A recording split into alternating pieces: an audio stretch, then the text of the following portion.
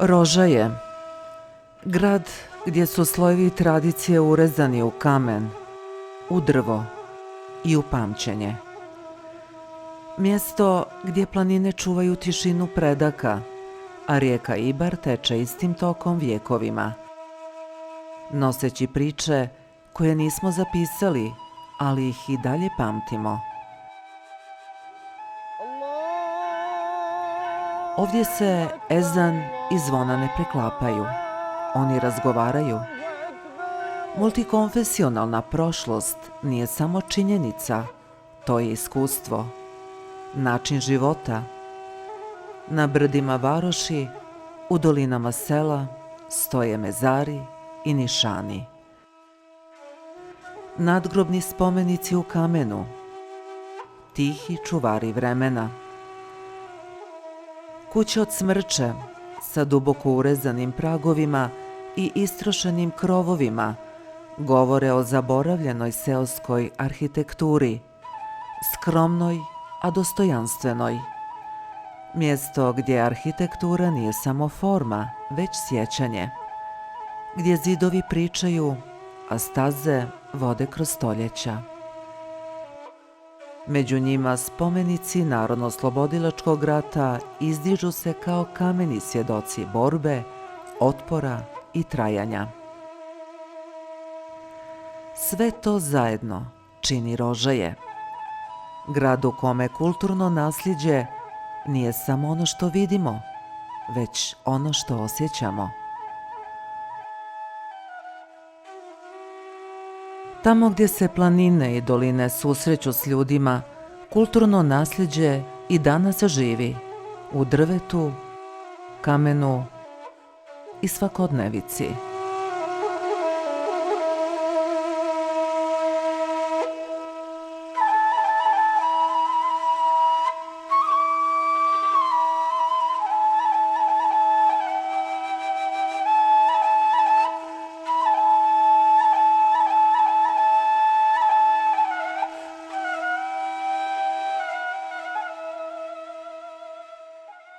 Svoje radove specifično sam radio, jer sam htio da zaštitim te kule, te kuće. Vuče me da to zabeležim, da imam, da bi mogao svojem detetu da ispričam kakva je naša kuća bila. Ja bolujem od toga što je uništeno arhitektura i rad uništen.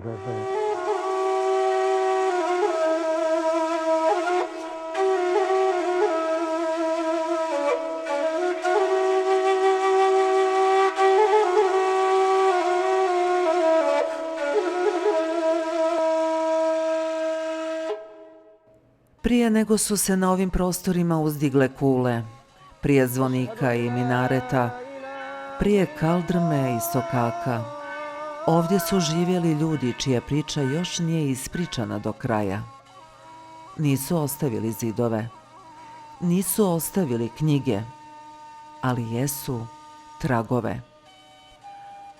1571. godine popis prizrenskog Sandžakata koji je obradila Tatjana Katić, Rožaje se pominje kao naselje. Međutim, moje istraživanja i svi drugi koji su istraživali, nigdje ne postoji nikakav objekat iz tog perioda.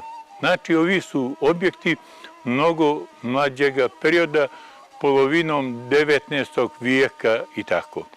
U ovoj knjizi napisao sam, još nije sve uništeno, ali nažalost iz dana u dan sve se više uništava.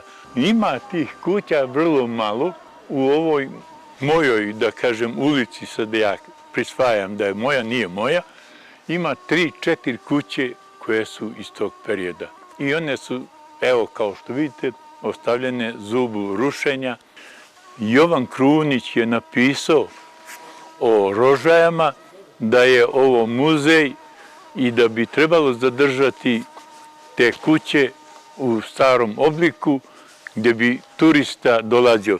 U zemljanom sloju rožajskog kraja, pod kamenjem, pod humkama i šumama, zakopana je istorija duga hiljadama godina. Na Bandžovom brdu u Biševu, na Gradini, kod Krsteče, Sinanovića luke, na Gospođinom vrhu, nalaze se ostaci kultura koje su živjele u tišini, ali ne i zaboravu. Nekropole, stečci, crkvišta, fragmenti keramike, bronzane britve, rimski novac. Svi oni govore o prostoru koji nikada nije bio prazan. Ovo je zemlja slojeva.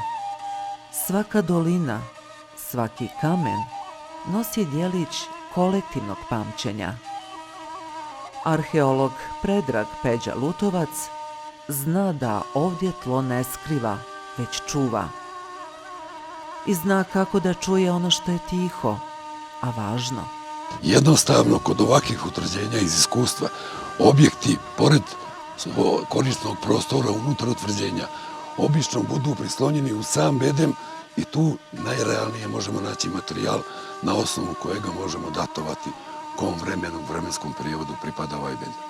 Tako se desilo prve godine istraživanja.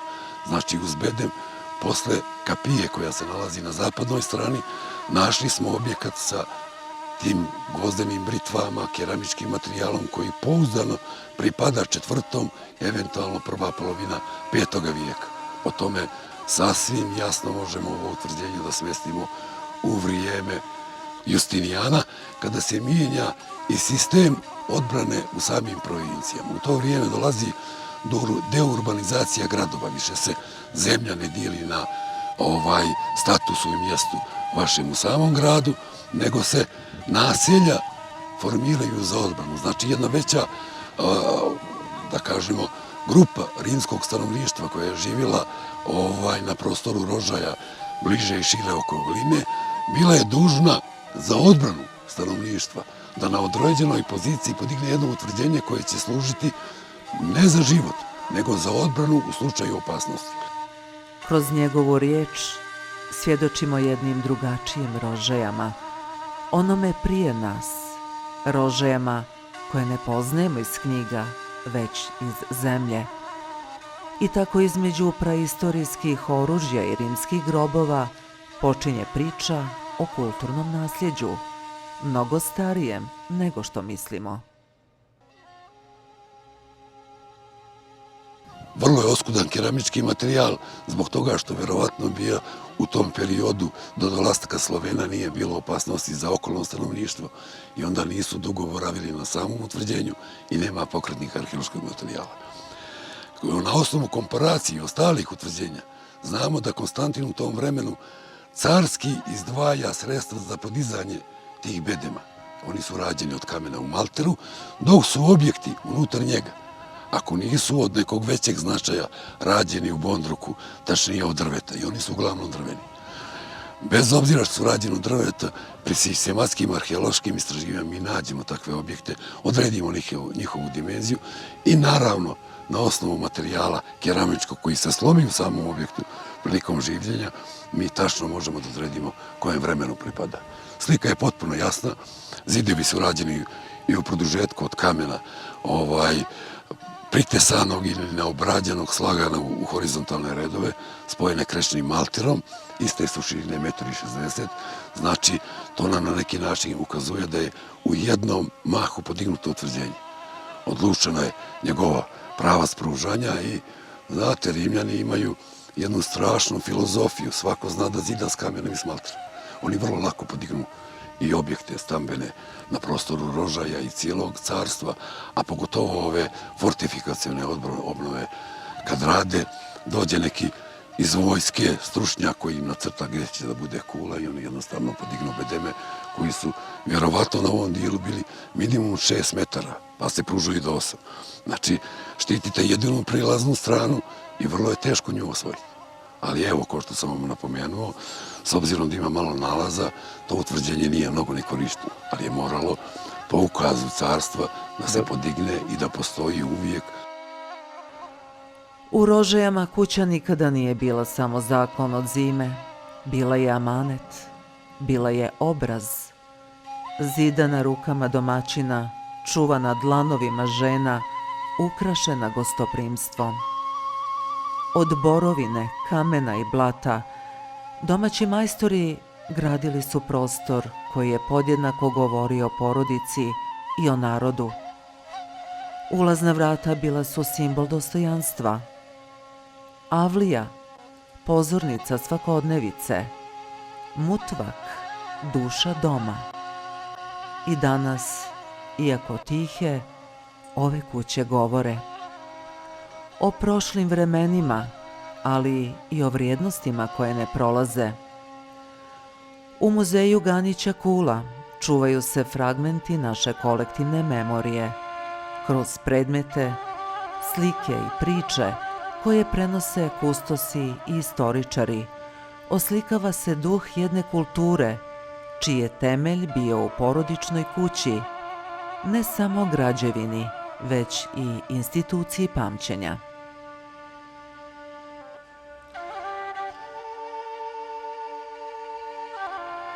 U rukama kustosa Erdžana Fetahovića, rukotvorine iz starih kuća postaju svjedoci svakodnevnog života. One pričaju priče o radu, strpljenju i umjeću, o nasljeđu koje nije samo za vitrine, već i za pamćenje.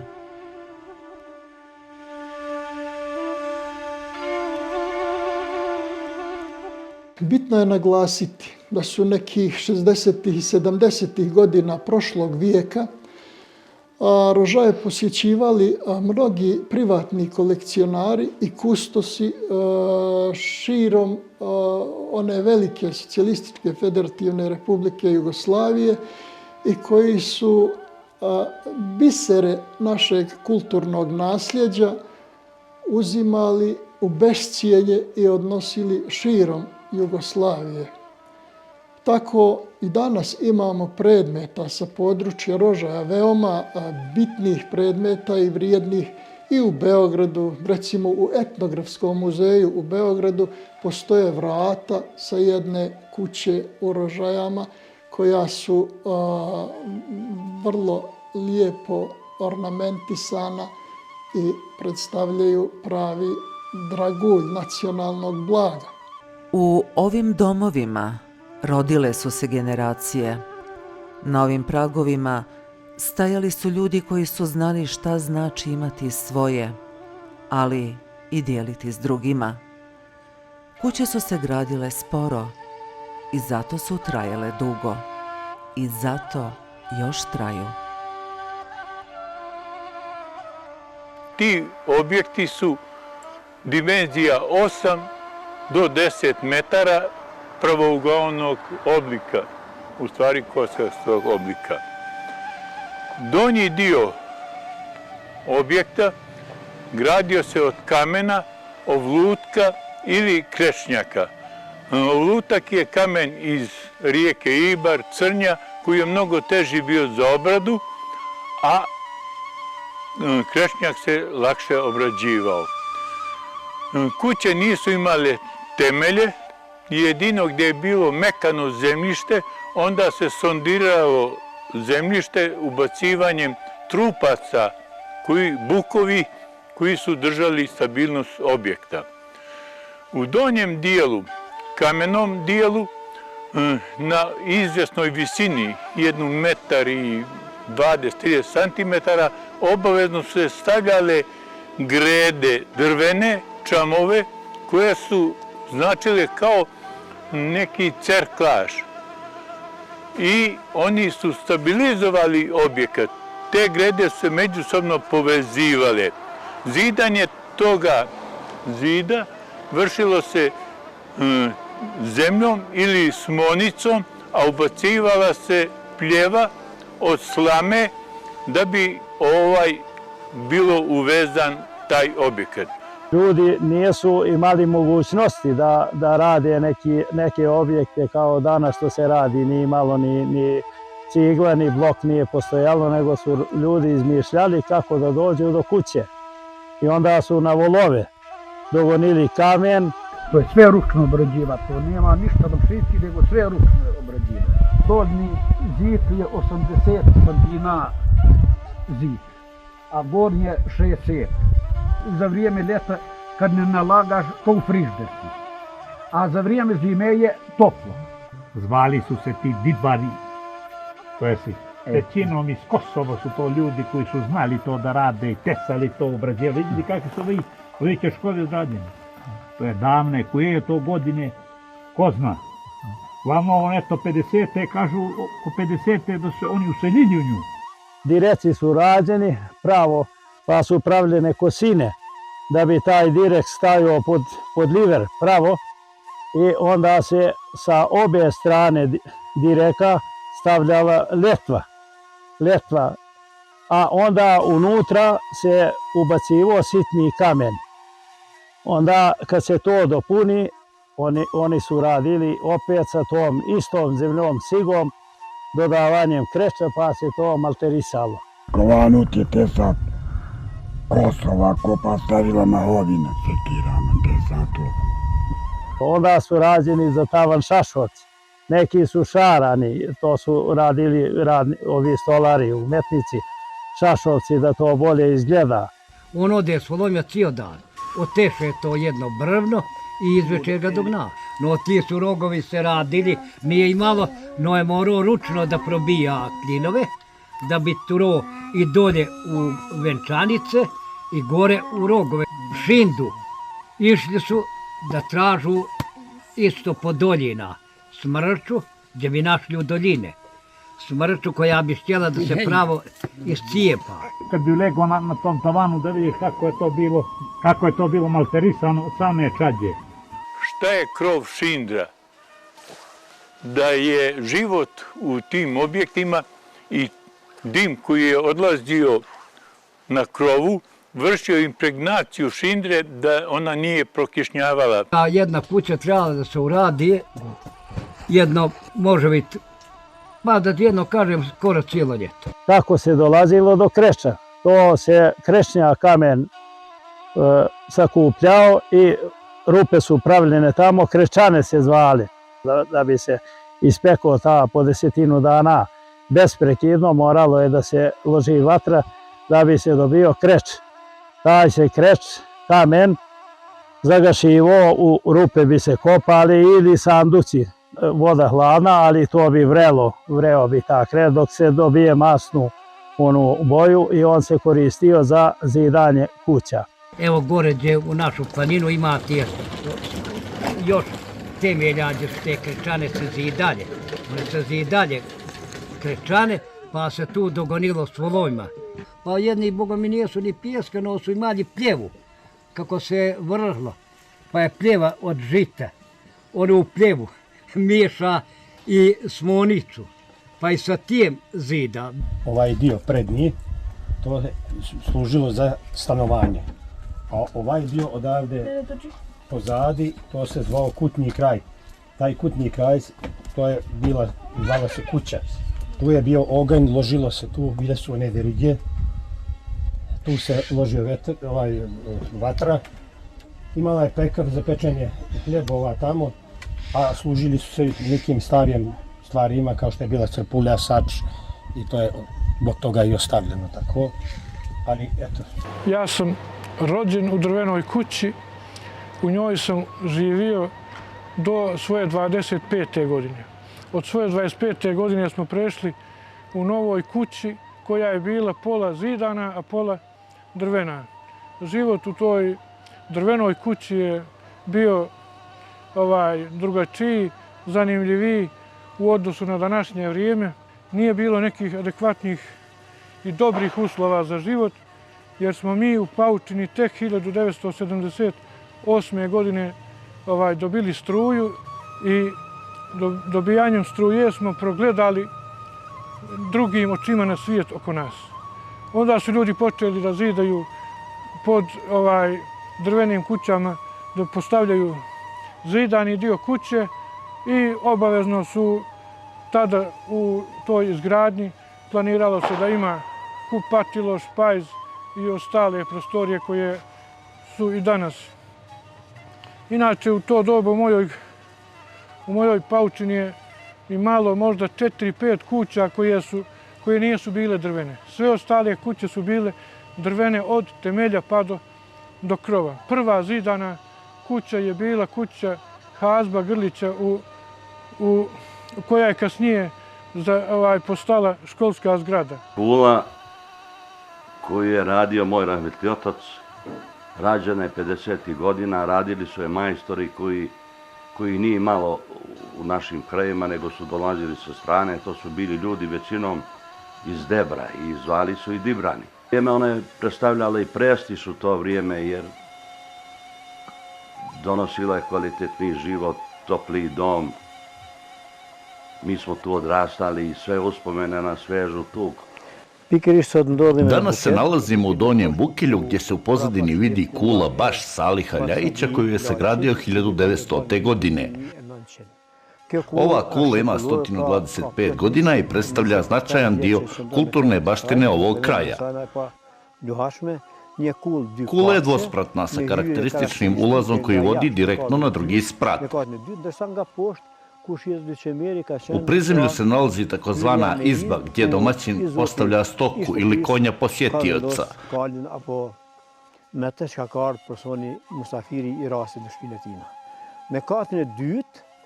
spratu se nalazi i hodnik i oda za muškarce, na albanskom oda je burave, u kojoj dominira veliki dimnjak. Oda je bila ukrašena čilimima i prostirkama. Ka që janë nështuar në qylimat e vjetër të saj kohë dhe postajat e ogiqeve që njerëzit kanë bërë muhabete dhe kanë bërë bisedat e gjata në këtë kullë. Krov kule je bio pokriven drvenim šindrama, a zidovi su debljine oko 1 metra. I kanë shëndruar në llamarin. Shihet se kjo kullë ka një mur shumë të trashë, domethënë bi afër 1 metër mur. Unutrašnjost je imala malo svjetlosti zbog malih prozora, takozvanih frendžija. Dritaret kanë qenë siç po i shihni atje franxhit. Kula dihet mirë fillë se Kulu su gradili majstori iz Dibre, poznati po izgradnji tipičnih albanskih alpskih kula koje su izdržavale oštre zime na ovim prostorima. Po kudo kanë gjetur mundësinë që të punojnë edhe të kultivojnë dhe të ngrisin këto kulla tipike shqiptare, alpine, që i kanë përballuar stuhive dhe verërave edhe dimrave të vështirë të kësaj zone. Këto kulla kanë qenë simboli qëndresës. Simboli qëndresës ndër shekuj. Kule su bile simbol gostoprimstva, otpora i porodičnog jedinstva.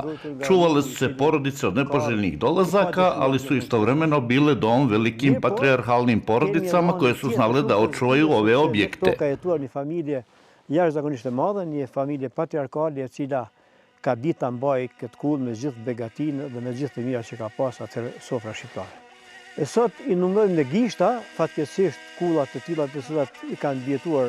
Nažalost, danas se kule mogu izbrojati na prste. U Bukilju postoje 2, u Kaludžerskom lazu također 2, a u selu Bandžov ima više njih koje su veoma stare, ali većina u lošem stanju. Dolaskom komunizma kule su pretrpjele značajne izmjene. Otvarane su frendžije radi više svjetlosti što je narušilo njihovu autentičnu arhitekturu. Nažalost, danas malo je toga sačuvano u originalnom obliku. Brvnara u ćert urezana, drvenom šindom pokrivena, malter pleva ječmena, patos greda otesana, tavan od asaka i šarana, nasred sobe zastrta ponjava, okolo su vuneni jestuci i šarani lijepim urnekom, izatkani vunom mekom. U ćošku sehara sjedela, na sehari haline složene i hramom jednim pokrivene. Naše medanu dvori fitiljača, za vratima metla brezovača. U ćošku mahaljka s kudeljom, ona se ponekad združi sa ženom. U hodniku odžak sazidani, kraj odžaka ženi išli dani, iz odžaka veriga visila, na njega je kotliče objesila. U ognjištu jedan sađak stoji, u crepulji on hljebove broji. Sač je bijaše cijelu pokrio, žar s pepelom sač je zalio. U izbi je stoka zatvarana, mandalom jednim zaključana. Oni mahu volove i bika, svaki gazda konja sedlenika, a siroma konja samaraša, za potrebe da ga on uzjaše. na sve strane stada se bijelila, okolo su zvona zvonila, djevojačka pesma se orila. Danas zidamo drugačije, brže, tiše, bez kurbana, bez moba, bez mevluda. Ali naselja koja traju, grade se srcem, a srce se ne vidi u nacrtima, vidi se u običajima.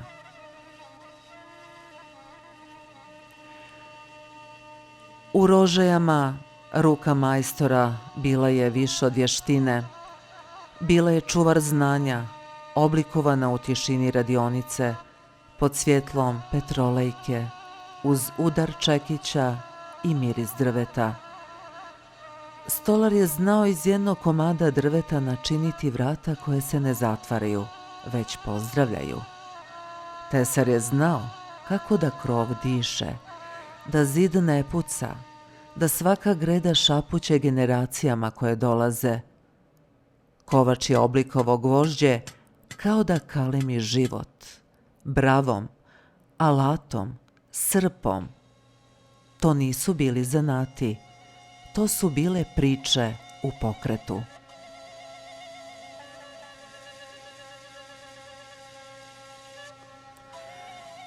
Majstor nije bio samo onaj koji pravi, bio je onaj koji čuva. Znanje se nije učilo iz knjige, već iz sjene, pored ognjišta. Danas te ruke stare, ali ono što su stvorile ostaje. U vratima što ne škripe, u bravama koje još rade, u pričama koje još kucaju, na drvetu, kamenu i duši. Graditeljstvo je uglavnom rađeno od materijala koji su dostupni. Prvenstveno to su kod nas četinari, jer su četinari meko drva jako pogodni za obradu, i kamen u onoj mjeri u kojoj je moguće bilo pribaviti kamen za gradnju kako stambenih, tako i privrednih objekata, a najčešće su to bili poljoprivredni objekti u tom ranijem periodu. I to su materijali koji su naši graditelji poznavali, a onda su u odnosu na poznavanje materijala i u odnosu na namjenu objekta upodobljavali te objekte. Prepoznatljivo jeste, još i Jovan Krunić u svoje vremeno to Rožaja jako fino opisao, međutim to što je on opisao danas ne možemo naći. To je jedna slika Rožaja iz tog vremena koja nažalost danas ne postoji, a razlozi za promjenu izgleda našeg grada, naše čaršije i objekata, razloga ima dosta. Možemo o svakom pojedinačno govoriti, a arhitektura kao arhitektura jeste prepoznatljiva. Naravno, ovo je dominantno planinski kraj i onda je zbog surovih klimatskih uslova i velikih snjegova su rađeni strmi, kosi krovi koji su u svakom slučaju korišćeni, jer kako ni danas, a tada još manje, ljudi nisu imali luksuza, nisu smeli sebi dozvoliti taj luksus da grade nešto što je neekonomično. Tako da nekad kada analiziramo te stare objekte, Bondrug sistem ili nešto slično, možemo naći dosta primjera da su graditelji vodili računa o svakom detalju pri izgradnji objekata. Cijel dan kopali su i nosili kamen iza te kulje kad su zidali za pola kila brašna. Nekada, kada bi domaćin odlučio da sagradi kuću, to nije bila samo građevina. To je bio čin, obred, zavjet. Prije nego bi pao prvi kamen, drvo, klanjao se kurban, da kuća ne padne, da mir vlada u njoj. Kurban se klao tada, mogo je pije to, može ovce i tako to. Jagnje ko jagnje, samo nije kurban. Ko nema ono težinu i starost, ono nije kurban. Kurban je to. Radi napretka, radi beričeta, radi zdravlja, porodice. Pa to ostalo od vaktilja starina, ta ostava, što kažu to je ko napredak.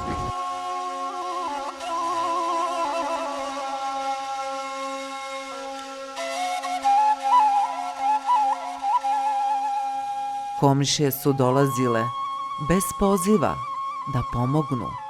Moba.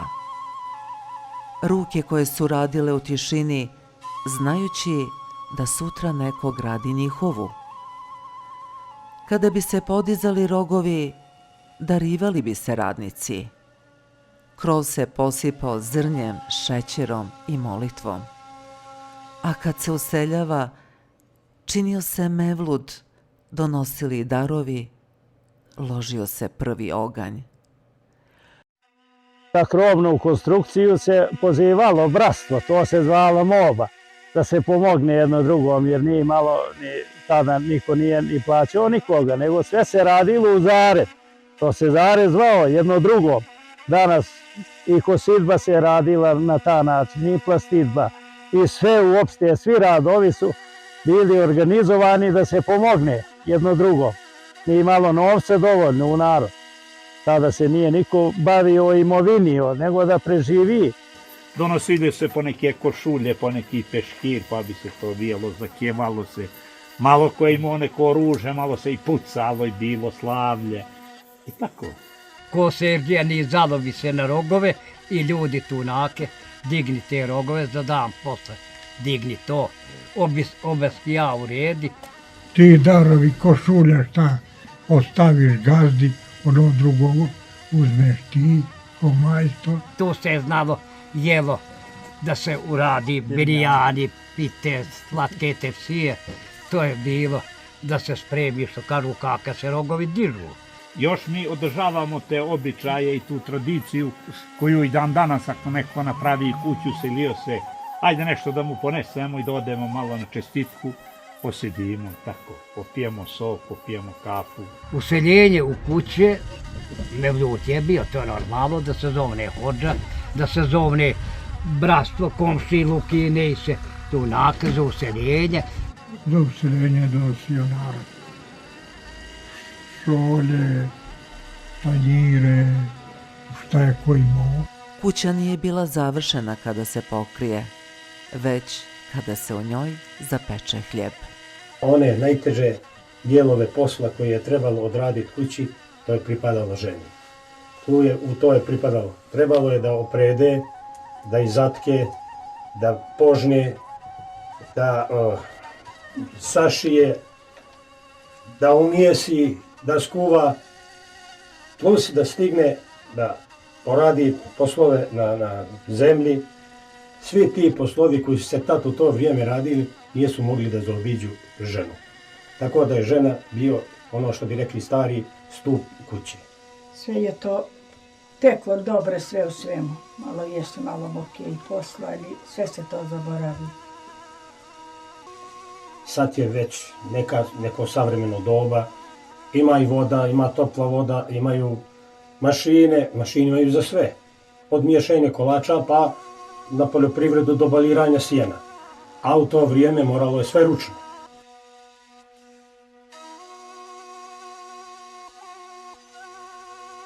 Nekada su kuće bile mjesta susreta gdje se služila pogača, kajmak, kuvan krompir, ambu, gdje su se često mogli čuti zvuci ambura i gusala.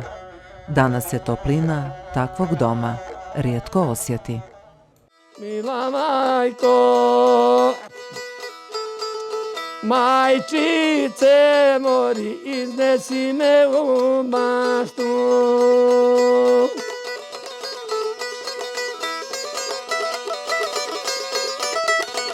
Iznesi me u baštu, pa mi prosti se džado. Iznesi me u baštu, pa mi prosti se džado.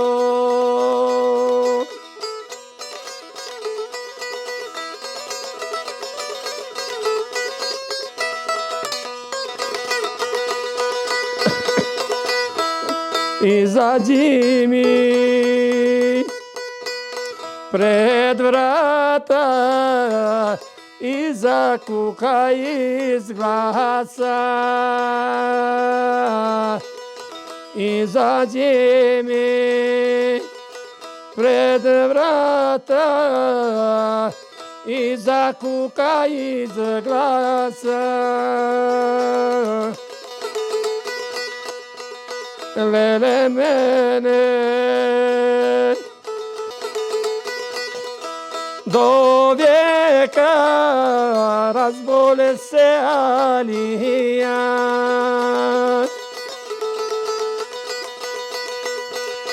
Nek te čuju devojke, nek donesu ponude, nek te čuju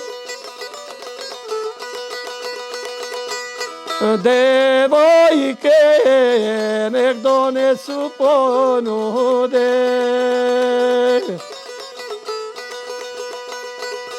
Saka nosi po halvo, a draga mu baklavu. Saka nosi po halvo, a draga mu baklavu.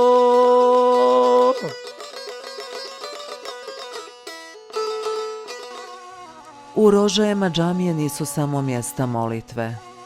One su srce mahale, sjenka stogodišnjeg hrasta i zvuk koji budi dan. Na putu do škole, djece, na putu do polja, staraca. Uz ezan se radilo, uz ezan se rađalo, uz ezan se umiralo. Sultan Murat II. Džamija u centru grada, Kučanska džamija podno brda, Biševska džamija na vrhu sela, svaka je poseban kamen u duhovnom mozaiku Rožaja. Njihove munare čuvaju pogled s visine, njihovi mimberi prenose poruku sa poštovanjem, a stara mezarja sa nišanima, izrezbarenim perima, fesovima, sabljama, govore jezikom kulture, ali i tuge. Tu su i turbeta, mjesta tišine i nade. Svaki nišan ovdje ima svoje lice i svako lice svoju priču.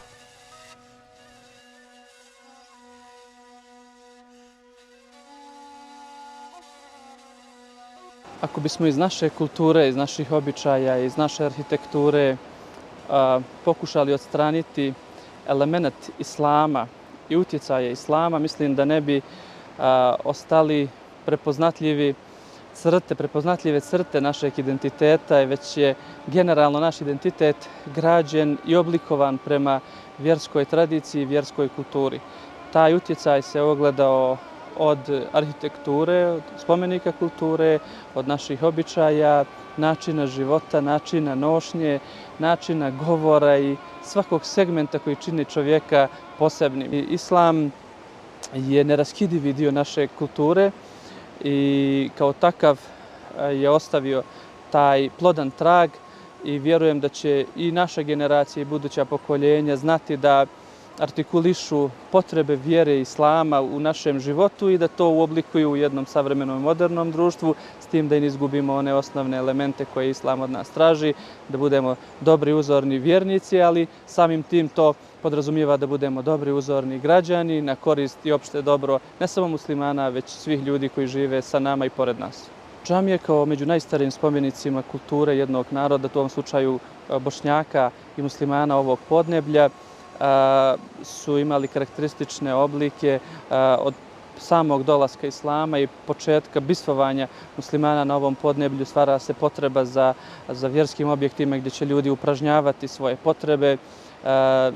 Formiraju se prve džamije u našoj opštini, džamija Sultana Murata II. U samom centru grada, kasnije Kučanska džamija oko kojih se formiraju naselja. Također, jedna od najstarijih kulturnih objekata jeste i džamija u Biševu za potrebe tog dijela stanovništva. Oko džamija se obično formiraju i mezarje ili groblja kao spomenici, kao tragovi da je ovdje bilo života, da su ljudi boravili. Ti spomenici govore o dugovječnosti, o stoljećima prisustva muslimana ovdje. Džamije su u početku bile skromnije i odražavale su potrebe vjernika na tom podneblju. Kasnije potrebe su iziskivale da te džamije dobiju dodatne prateće objekte, da se kapaciteti džamija prošire, ali i da izgradimo još mnoštvo džamija. Kao što rekoh, iz tog podneblja, iz tog perioda osmanskog boravka ili boravka Osmanlija na ovom prostoru, nama su ostale 3 džamije. Danas smo mi zbog potreba društva i zajednice i muslimana izgradili još 40 novih džamija, tako da je bukvalno svako naselje, svako selo, svako mjesto dobilo svoj prostor za molitvu i za upražnjavanje vjerskih aktivnosti. Tamo gdje ezan tiho spušta dan, zvono ga dostojanstveno zatvara. U Rožajama vjera nije bila granica, već most. Crkva Ružica, crkva Svetog Đorđa u Brdima, starinske pravoslavne nekropole, svjedoče o jednoj tihoj prisutnosti, mirnoj i postojanoj. Zvono sa brda i ezan iz doline ovdje nisu takmičari, već dijalog. Dijalog mira, poštovanja i zajedničkog pamćenja.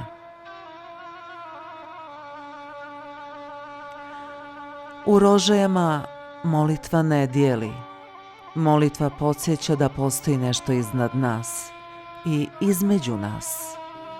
Ezan i zvono nisu zvuci, već jezici. Jezici prošlosti, prisutnosti i nade. A grad u kome oni danas govore zajedno, to je grad koji ima budućnost.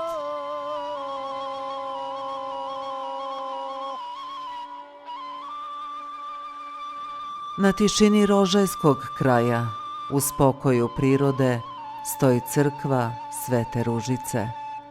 Mirna, dostojanstvena, ukorijenjena u duhu trajanja i zajedništva. Podignuta u 19. vijeku, u vrijeme kada je Rože bilo čvorište naroda, vjera i kultura, ova crkva nije samo duhovno utočište, ona je svjedok jedne skladne prošlosti. U ovom multikulturalnom gradu, gdje se jezan i crkvena zvona stapaju sa šumom rijeke Ibar, crkva Ružica simbol je suživota koji traje duže od 1 vijeka. Njena arhitektura govori jednostavnim, ali snažnim jezikom. Skromni volumeni, pravolinijske forme i autentični pravoslavni stil obogaćen lokalnim graditeljskim pečatom. Drveni ikonostas, oslikan u skladu sa tradicijom srpske ikonografije, čuva likove svetitelja i uspomene generacija koje su ovdje krštavale, molile se i tugovale. Ovo mjesto nikada nije bilo simbol razdvajanja, već tihe povezanosti, most koji spaja različite vjere, ali isti dom. Rože je grad gdje se kulturne različitosti ne potiru, već prožimaju, gdje svaki vjerski objekat, bio to minaret ili zvonik, pripada zajedničkom pejzažu sjećanja i poštovanja. Crkva Svete Ružice, Svetog Luke i danas podsjećaju, razlike ne znače podjele. One su temelji jednog bogatog kulturnog identiteta.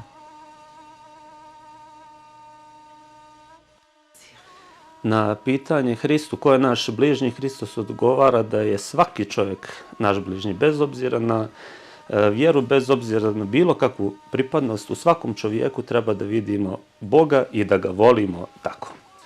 Crkva Ružica je na ovim prostorima od doba Nemanjića rušena više puta i danas se nalazi ovdje u centru grada i svedoči o tome da je Vjera je nešto što je zapravo najvažnije i nešto što treba da nas povezuje kao ljude.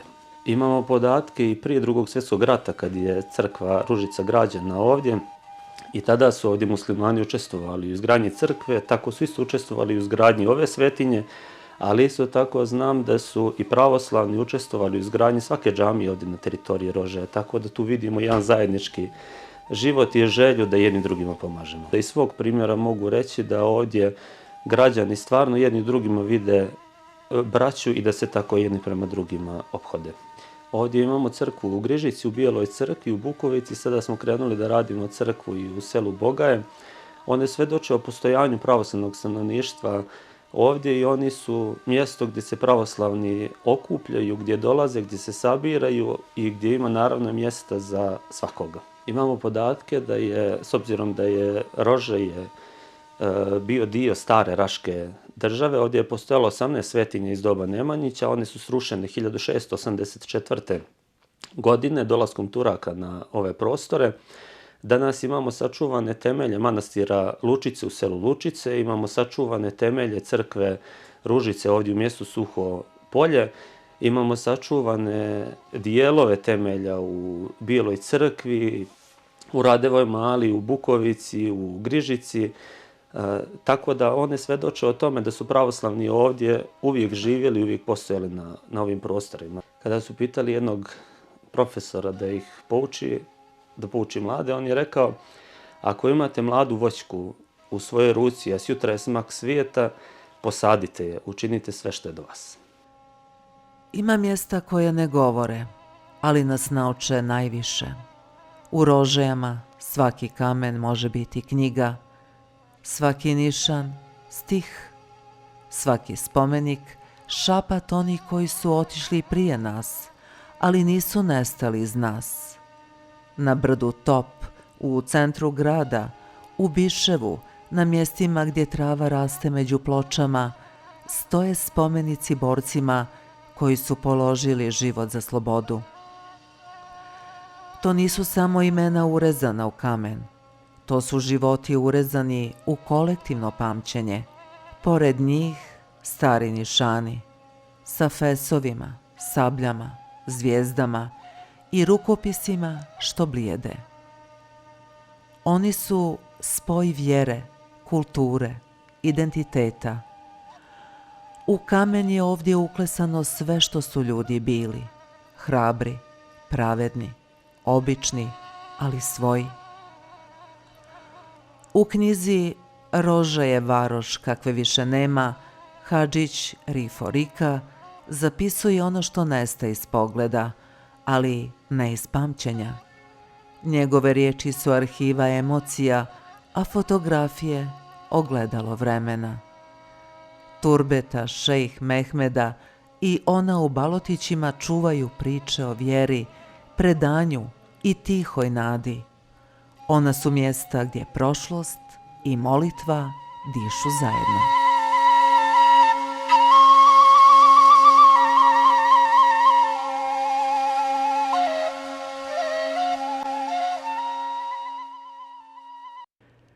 Mezari i stari nišani rasuti po brežuljcima i skrivenim stranama sela, nijemi su svjedoci prošlih vremena.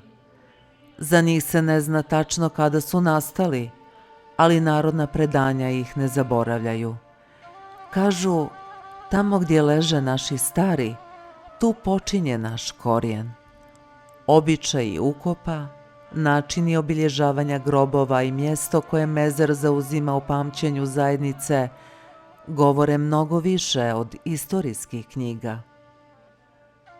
Spomenik Radunu Đukiću na brdu Top. Taj je spomenik podignut u čast jednog hrabrog čovjeka i požrtvovanog čovjeka Raduna Đukića, koji je bio politički komesar 3. bataljona 9. crnogorske brigade, koja je tog 30. septembra 1944. oslobodila Rožaje. I taj čovjek je dao tog dana život za slobodu ovog kraja i taj spomenik je posvećen njemu i njegovoj požrtvovanosti. Prilikom restauracije tog spomenika otkriveni su urezani inicijali HĆ.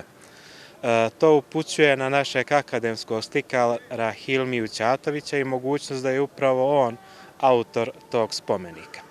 Treba isto istaknuti činjenicu da je on, eto, pored mogućnosti da je autor tog spomenika, koautor je ovog spomenika iza nas, spomenika palim borcima koji je podignut 1971. Podigli su ga borci Narodno-oslobodilačkog pokreta iz Rožajskog kraja. On je koautor ovog spomenika, drugi autor je arhitekta Ševket Pećanin. On je takođe autor i biste Mustafe Pećanina koja se nalazi ispred istoimene osnovne škole. Ima još tih kulturno-istorijskih spomenika koje veličaju antifašistički pokret. Jedan je ispred osnovne škole u Baću, ima jedan u Biševu i ima spomen česma u blizini magistralnog puta Rožaje-Berane. Tu je Ganića kula koja je podignuta najverovatnije 1797. godine i koja je bila, koja je služila prije svega kao jedan odbrambeni objekat, a služila i za stanovanje. Najstarija džamija u ovom kraju podignuta je, to je ova gornja džamija, takozvana gornja džamija ili džamija Sultana Murata, kako je mi, napomenuću, netačno nazivamo, jer pravilniji naziv bi bio džamija Sultana Murata IV. Jer je ona podignuta 1627. godine i nalazila se tada u neposrednoj blizini gradske tvrđave i gradske kasarne i služila je kao asker džamije. 1450. se vjerovalo da je podignuta, ali kako znamo da nije tad? Znamo tako jer je ovaj kraj pao pod tursku vlast 1455. Ta je džamija bila napravljena od lomljenog kamena, pokrivena šindrom, originalno imala tu površinu 9x9 je bila površina te džamije. Ta je džamija srušena 1966. i na njenim temeljima je podignuta nova. Pa je i ta džamija onda srušena 2004. i podignuta na potpuno nova džamija koja stoji i danas. Druga džamija koja je ovako zadržala svoj autentični izgled jeste Kučanska džamija, koja se nalazila u istoimenoj Kučanskoj mahali, podignuta je negdje u 19. vijeku. Kada se govori o njenom tačnom datumu podizanja, pominjali su se ti datumi od 1790. pa do 1797. do 1830. Međutim, nijedan od tih datuma nije tačan ako uzmemo u obzir putopis Ami Bouea, jednog poznatog francuskog putopisa koji je prolazio kroz Rožaje 1838. I on je tada pomenuo samo jednu džamiju u Rožajama, ovu gornju džamiju. Te stoga taj datum 1830. pada u vodu. Te bi onda negdje podizanje te džamije bilo negdje sredinom 19. vijeka. Većina ovih spomenika u opštini Rožaje jako je malo se vodi računa o njima. Postoji neke inicijative od strane pojedinaca ili negdje lokalnih zajednica, ali je sve to nedovoljno. I mladi jako malo imaju znanja o njihovom postojanju i značaju. Pa da ne zaboravimo evo i te stare nišane iz osmanskog perioda. Imamo jako puno ovih nišana iz osmanskog perioda koji potiču iz 18. i 19. vijeka. Eto, napomenut ćemo dvije lokacije, mada ima mnogo više. Jedna je kod Gornje džamije, gdje na osnovu natpisa na staroosmanskom možemo da vidimo da su tu pokopani oficiri i vojnici osmanske vojske iz 18. i 19. vijeka. I druga lokacija ovdje u blizini jeste Kučansko groblje na Bandžovom brdu. Svi ti spomenici, svi ovi nišani imaju jedan veliki kulturno-istorijski značaj za ovaj rožajski kraj. Nekada su avlije bile pozornice života. Mutvaci su mirisali na kahvu i priče. Na sofama su sjedili djedovi, a unuci učili kako se tišina sluša. Danas mnoge od tih kuća više nemaju prag. niti korak koji bi preko njega prešao. Zidovi su zarasli, krovovi pali. Spomenici obrastaju mahovinom zaborava. Groblja postaju polja bez imena. Prostor koji je odgajao sada ćuti. I kao da pita, hoćete li se vratiti makar pogledom? Ali među svime tim još ima ljudi. Oni što brišu prašinu s prozora, što i dalje spremaju sofru na podu, raspoređuju kahvu u fildžane. Još ima žena koje uče djecu kako se čuva uspomena, kako se avlija ne prelazi u cipelama, i dok ima njih, ima i nade. Ako govorimo o očuvanju te tradicionalne arhitekture kod nas, možemo reći i možda biti čak na prvom mjestu kao mjesto kao Čaršija koje nije sačuvalo svoju arhitekturu, svoje kulturno nasljeđe u tom graditeljskom dijelu. Malo prije sam rekao da je dosta razloga. Naravno, sve te kuće i svi ti objekti su vremenom dotrajali.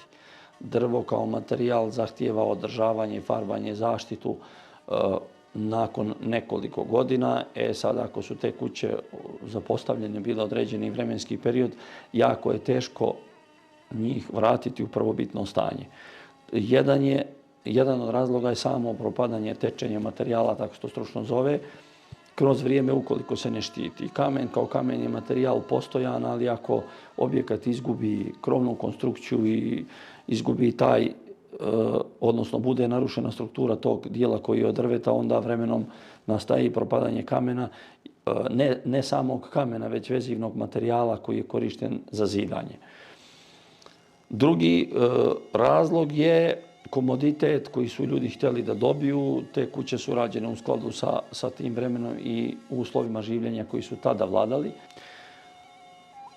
Ovo nije baš lijepo za reći, ali je naša stvarnost da lokalna uprava u više decenija, ne prozivam nikog pojedinačno, već kažem u višedecenijskom problemu, nije imala sluha da očuva te objekte, kako su to uradili i drugi gradovi, kako su to uradila druga mjesta. Ne govorim sad o arhitekturi Sandžaka, bošnjačkoj arhitekturi. Znači, govorim u cijelosti.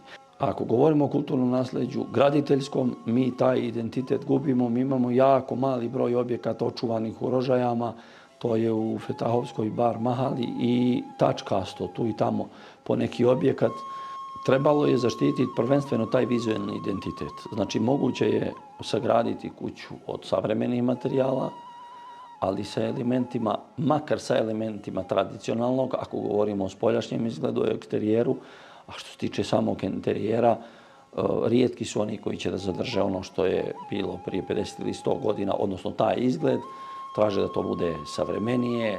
U savremenoj arhitekturi nijesu zabranjeni nigdje u svijetu, pa i kod nas, elementi tradicionalnog. Čak je poželjno da i u svim urbanističkim uslovima koje investitori dobijaju za građenje objekata stoji da ljudi trebaju graditi objekte sa što više elemenata tradicionalnog, što nije slučaj. Treba da se prvo probudi svijest pojedinaca o očuvanju okoline ne samo kroz ekologiju, nego i kroz graditeljstvo, ali izostaje, odnosno po mom mišljenju, ne postoji svijest lokalne uprave da se tako graditeljsko nasljeđe očuva.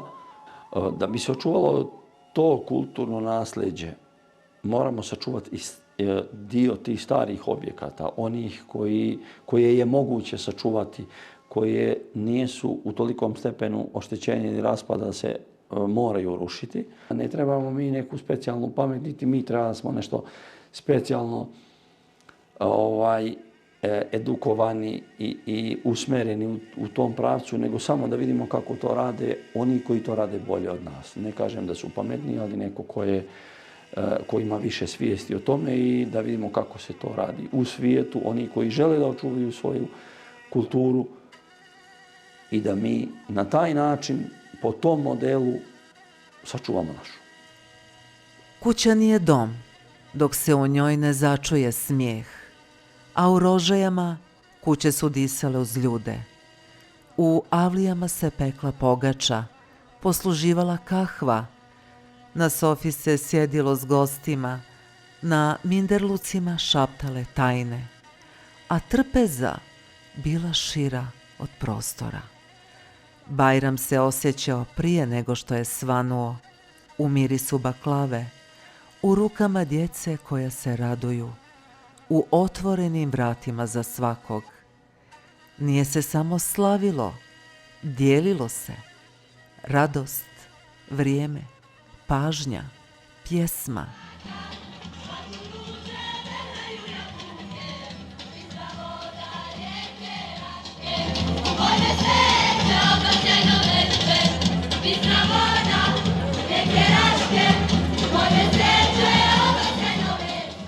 Ja čeznem za onim nekadašnjim načinom života i zaista mi je žao što je u nepovrat otišao nekadašnji način življenja, druženja, posjećivanja i uopšte onog života. Ja znam, nije imalo struje, pa bi se okupilo po jednoj kući po 20-30 posečara, tada bi se kuvali krompiri, pa bi se donesi raso, pilo se, igralo se ta domaća pića, kisela, kruškova voda i tako dalje. Onda se donosilo uz krompir, sir, kupus, turšija.